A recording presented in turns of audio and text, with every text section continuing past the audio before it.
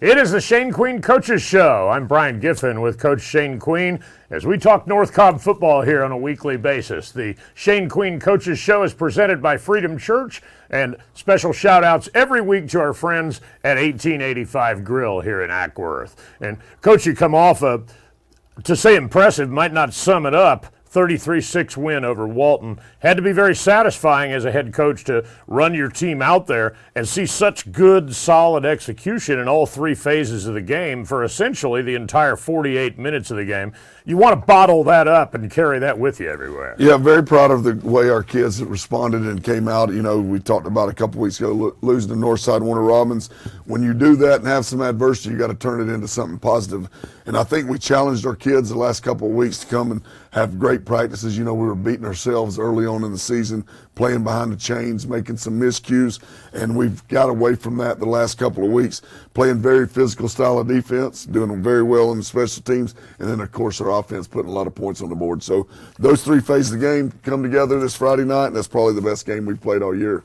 We talked about it last week, and, you know, Walton, and deservedly so, came into this game with all the press clippings and all the impressive things they've done, and they did. They've done all kinds of it, but your defense really clamped down on them. You know, when there's that much noise around a game and a team is coming in that has done so much and is such a high-flying outfit, how much does your defense kind of take that personally a little bit and maybe, as you and I talked about a little bit before we started this show, kind of help develop a chip on the shoulder going into a game, an edge, so to speak. As a coach, anytime you can get that extra edge and a challenge, you know, I know our kids, they always answer the challenge we put in front of them. So we had a great week of practice. Our kids worked very hard. A lot of film study goes into slowing somebody down like Hecklinski. So our kids did a great job all week preparing, practiced, went great all week, and they went out there, like you said, with a chip on their shoulder, got it rolled up in their face, and were very physical. And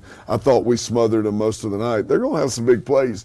You know, you're not going to stop a kid like Hecklinski with all the talent they have over there, but we did slow them down. Yeah, and to hold him to whatever it was, 111 yards, I think, throwing the ball after he went over 400 the week before. I think probably of the three phases, and it's no surprise because of the way the season has gone, the defense really was the one that shined perhaps the brightest. And you mentioned last week how much Walton lived and thrived on that timing stuff, and you really found a way to disrupt that in a lot of ways, really both combinations of ways, pressure and kind of knocking the receivers off their routes at the line of scrimmage. Well, a couple things have to happen for your defense to play well. First of all, your special teams have to play very well, and Javi's done a great job of kicking the ball in the end zone, making teams drive 80 yards, which gives you a leg up on defense. The second thing, our offense has done a great job of controlling the clock, and when they do get a drive, they're putting together 80-yard drives, giving our defense a chance to be coached on the sidelines and also get a rest. So when they get in there, they're not on the field all night long. But so each phase complements the other. And then when our defense has went out, we've got a bunch of great stops, and they've played very well defensively. So all three phases complement each other, and we're playing great complementary football right now. You know, it's funny, we've talked so much about weapons, and we've touched so much on the run game, in particular the two guys, and that being David Bedinga and, of course, Benjamin Hall as he's come back into the fold in such a prominent way. But you have David Eziomume, who's an outstanding player, a tough guy, another one that's a breakaway type of threat and a power runner when necessary. And then on the outside, you know, we hadn't called his name as much the last couple of weeks, but suddenly there's T.J. Smith taking it 88 down the middle of the field. Yeah, you know, we knew Walton was going to roll down the safeties and get 8 in the box and defend the run. So early on, we're hitting them 4 or 5 yard guys. Grimstead running the football. I mean, you got a 3-headed monster back there. So when they have to roll down 8, you're going to get some man-to-man coverage out there. And we knew we could hit the post in behind the safety if they started to do that. And Grimstead hit the 88-yard touchdown when he got behind them. So, again, Grimstead's playing well, running the football at times, but also when he has to put the ball in the air, he's making a big play. we'll touch on, or we'll get into our Bay Equity big play segment here in just a moment. Last thing here, though, it seems as though coming off that bye week and then the really good performance against Milton and then this game against Walton, not only has Nick gotten better and better, but your team really as a whole seems to have come back completely refreshed, eyes on the prize, and pretty laser focused since that bye and everything after the Northside Warner Robins game. Well, that senior class hadn't lost many games, so when they do lose a game and you get humbled a little bit, you got two ways to answer. The next team's going to beat you because you got a hangover and you're pouting, or you go to practice and go to work and put your work boots on, and that's what our seniors have done. We've got in the weight room, been more focused at practice, not making those mistakes. And again, part of it's grooming a young quarterback. Some of it's, some guys on defense that hadn't played a lot of varsity ball, but they've all been very coachable, and we've got better the last 3 weeks. And that's the importance this time of the season, that you get better throughout the region schedule here, so you're playing your best football when that first round playoff game comes. Warriors take on Wheeler. That is, of course, a 7:30 game at Emory Sewell, and we encourage all of you to come out to Emory Sewell for the ball game. Wildcats against your Warriors, who continue to play well and hope to improve to 5-2, and plenty of tickets. You see the info. Go on, get yourself some tickets and come out to the game. But if not, join us on the Mazda Mall of Georgia Warrior Radio Network. We will have our pregame show brought to you by Day Chevrolet at 7 o'clock, and then the kick between your Warriors and the Wildcats at 7:30. Let's get in now to our Bay Equity Big Play Breakdown segment. We'll have some highlights for you here. And, Coach, let's get started with, and I thought this was a great story, 5-yard touchdown pass to James Rowe, and juggling the ball, came down with it. Yeah, we run play action here. You'd like to see him maybe check it down there. David Eziomume's wide open, but he does make a great throw. James Rowe makes a great catch. It's great to see James Rowe get a touchdown because he's our deep snapper. Nobody sees the work he puts in as deep snapper. He's one of, very integral part of our special teams. So to see him get rewarded with a touchdown was nice. And Walton did move the ball, especially early in the game. They did pile up some yardage getting down the field, but here is a missed field goal attempt. Well, you're not going to stop them. You can only slow them down. So when you get off the field on fourth down right there, hold them to a field goal, you're still up 7-3, but when they miss a field goal, that's even more demoralizing from an offense standpoint from their side. So that was a great stop by our defense. We talked about Nick Grimstead. We also alluded to David Eziomume, and here one finds the other, who takes it 35 to the end zone. Yeah, another fourth down play. Okay, this is actually a screen play. We dump it off number 2, and he runs it down inside the 20-yard line for a first down. And then moving on, we talked about Nick Grimstead, and here he is taking it to the end zone himself. Well, he's done a great job. This is our power read play, and he pulls it down, linebacker overplays it. Nick's a strong kid, breaks a couple tackles, gets in the end zone. And then this was a weird play. This was where Walton completes that pass down the field, ball gets ripped out, and it hops to another guy who takes it 17 more yards down the field. Well, Charles McCarthy is just playing great football. You see him come up, square the guy up, rip the ball out. You usually get the turnover there, but a lucky bounce for Walton right there, and it bounces into one. But again, a great play by Charles forcing the turnover.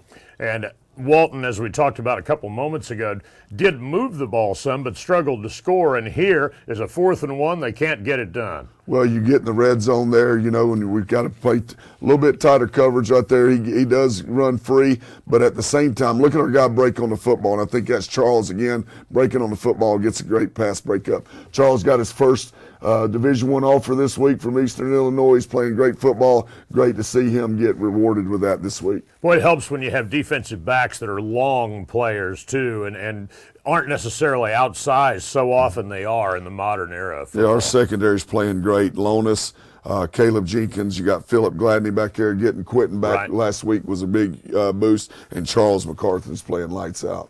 Well, moving forward, we've talked about Nick Grimstead, who continues to get better and better, and here he finds Xavier Jackson for a big 20-yard play. You see that ball? He throws it between 3 defenders right there. He's got a gun right there. He's a place catcher on the baseball team, so that ball gets out of his hands quick, makes a great throw for a first down to Xavier Jackson. And David Eziomume back into the action right here as Nick finds him for 42. Yeah, this is a fourth and about 7 play. We just had a penalty. We said we're going to stick with it. We run the play action pass. You see him jump David Bedinga on the power read, and there goes 2 down the field untouched for a touchdown. Yeah, and then the next one, right as you're getting toward halftime, you still held them off the scoreboard, and you do it again right here. Yeah, another great play. This is Caden Trotter. We go to what's called our prime coverage. We put in an extra DB or 2, and they do a great job defending that pass to keep them off the scoreboard for the first half. Winning games matters more than shutting teams out in games. You came pretty close to doing it, and here, right before half, another missed field goal by Walton. Again, you're up 19-0. We don't want to, run into the kicker and get a penalty, so we let him kick the field goal, but he misses it again, which is a huge boost to our defense. Great stop. And we talked about this a little bit earlier, but here is Nick Grimstead finding T.J. Smith on an 88-yard play, longest of the night. Yeah, we felt like this was open in the first half. Nick didn't see it, but we took advantage of it second half. You see that ball? I mean, what a pass. Throws it into between 2 defenders. T.J. Smith gets a great 88-yard touchdown. We need him to step up and make more of those plays this week. So this one's Bedinga making a big, long run. He breaks some tackles. Again, a great run by Bedinga. He's a strong, physical kid. More college coaches are starting to notice him. Well, you continue to create takeaways from other teams. And here, another pick, this time down in your own end of the field, too. Here they go. They're driving again. We get a great stop. I think this is Caleb Jenkins, again, putting pressure on Hextalinsky. He has to throw the ball back across his body, which you teach your quarterbacks. Try not to do that, but Caleb Jenkins comes up with a great interception, a great stop. You did perfectly field this onside kick. Well, last year that was a killer. Right. That was a thing that we didn't do a great job of. James Rowe does a great job attacking the ball, getting the onside kick recovery, and it ends the ball game for us. It's funny. You're always glad to see these things executed well, but after such the weird quirk last year, it was really it's like calling one of the bigger plays in the game to see somebody go up, pull it down, and secure the football. Yeah, you got a game controlled like we did in the playoffs. You win in the football game, and you don't do something as easy as it sounds, recovering an onside kick, but that's a lot of pressure when you got 11 guys choking down on you, running down, about to run through your face mask right there. So James Rowe does a great job recovering that kick, which they kicked 2 on us. Yeah, and it's an oval ball that bounces around and takes funny ones, as all the old cliches say. And, I mean, once that thing's bouncing around, you just never know. Yes, sir. Thank goodness James made a great play there to finish the game off. Our big play segment is brought to you by Bay Equity. Bay Equity Mortgage, our friend Jay White, sponsors that segment, and we greatly appreciate Jay and all he does for the community as well as North Cobb Athletics. Great part of our program. Thank you, Jay, for all you do. Right here, we take a timeout. On the other side of it, we'll talk about Wheeler, this week's opponent, and we'll also give you a little bit of thoughts on the region. That's presented by Kyle Duncan and Remax Pure. Back with more of the Shane Queen Coaches Show right after this.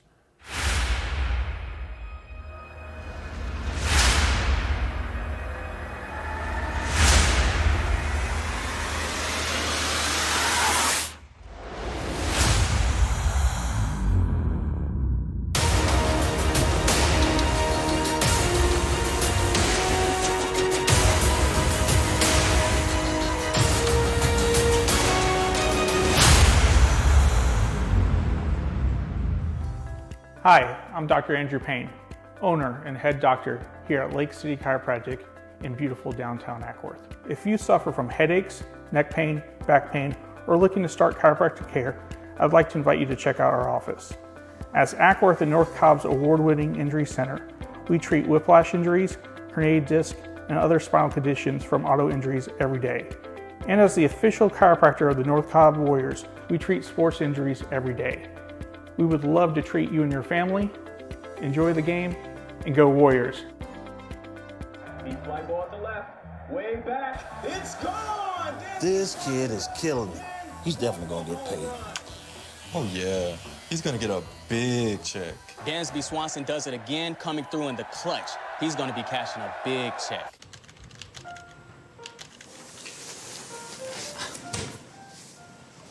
Dansby, next time, you gotta use the mobile app. How did you even get that? You know what? LGE, a smarter way to bank. What's up, Warrior Nation? My name is J.R. Lee. I'm the lead pastor at Freedom Church, and I've got something incredible planned for you and your family throughout the month of October. So check this out. Ladies and gentlemen, let me introduce to you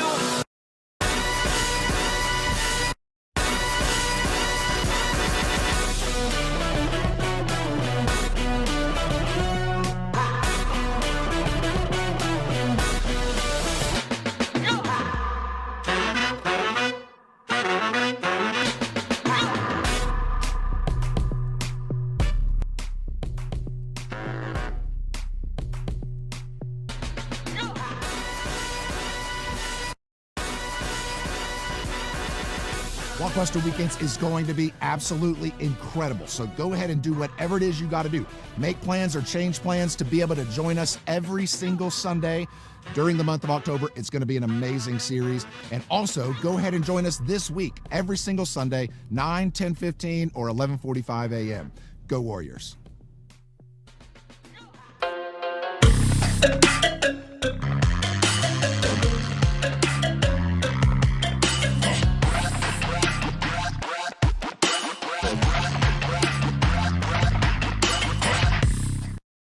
And we're back on the Shane Queen Coaches Show, presented by Freedom Church.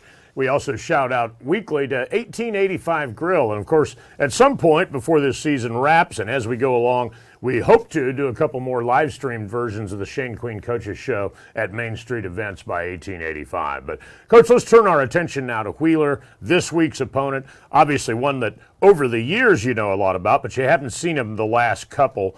Obviously a team that likes to run the ball. We talked or alluded a little in our radio interview to Josiah Allen. And what are your thoughts on Wheeler? They've played very well of late as well, and I think they carried like a 4-game win streak into this. Yeah, they started the season off 0-2, but lost 2 close games. They've won 4 straight. Coach Love has done a great job, just like us after a loss, getting those guys refocused, and they've won 4 straight. They're 1-0 in our region. They're sitting atop of the region standing, so they've come in with a great amount of confidence, I'm sure. Their running back, Josiah Allen, their offense goes through him. Last week he had 324 yards and 3 touchdowns. He's rushed for over 1,100 yards this year, so he's definitely got our attention, got our respect. And then the quarterback, Marcus Romaine, also does a great job managing offense, running the football, and can throw it down the field. So we've got our work cut out for us up front defensively. They got 3 260-pound plus guys up front that demand a lot of attention from our offensive line. So again, it comes down to, like we said last week, winning both lines of scrimmage, not turning the ball over, and playing good special teams. You know, in the region rivalries, the last couple of years where I've been a part of things here, you see the Harrisons and you see the Mariettas, and there's a real familiarity between the two programs. In this case, even though you have a lengthy history over the years against Wheeler, a lot of these players really haven't seen much of the Wildcats. That doesn't really change, I guess, the level of rivalry, but it does to some degree, player to player, change the degree of familiarity. Well, you want your players to make sure that they come out with a laser focus. And when you play Walton and you see the things on social media and you hear about them in the paper every week, obviously they've got your full attention. And what we don't want to do is this could be a trap game for us, because we got Kennesaw Mountain next week, which we haven't even started talking about. But from a player standpoint, you can start looking ahead. And this is a great football team. They've got our coaching staff's full undivided attention, and we want to make sure our players do as well, because they bring a great football team over here, and they've won, like I said, they haven't won a lot of football games the last 3 years, but this year they've got a great football team, and we've got to go out and play our best football Friday night. You've been around the football in the county here, of course, for a long time, and even though these players en masse wouldn't be as familiar with Wheeler, what stands out to you over the years in the North Cobb versus Wheeler back-to-back series or head-to-head series? Well, they've got a great tradition. Back in the 80s and early 90s, Wheeler had a great football program. They've had a little bit of a run, but Coach Love's come in. He's been at a lot of successful programs. They're going to be physical. They're going to match our physicality, and it's going to be a dogfight. We want to make sure that we take care of us, though, because every game's come down to what North Cobb does more than what the opponents give us. Early on in the season, we were beating ourselves, playing behind the chains. When we've taken care of what we can control, we've been successful, and we want to continue stressing that. If you had to capsulize a couple of keys in this one for your team, what would those be? I would say from an offense standpoint, we've got to, keep those three guys up front.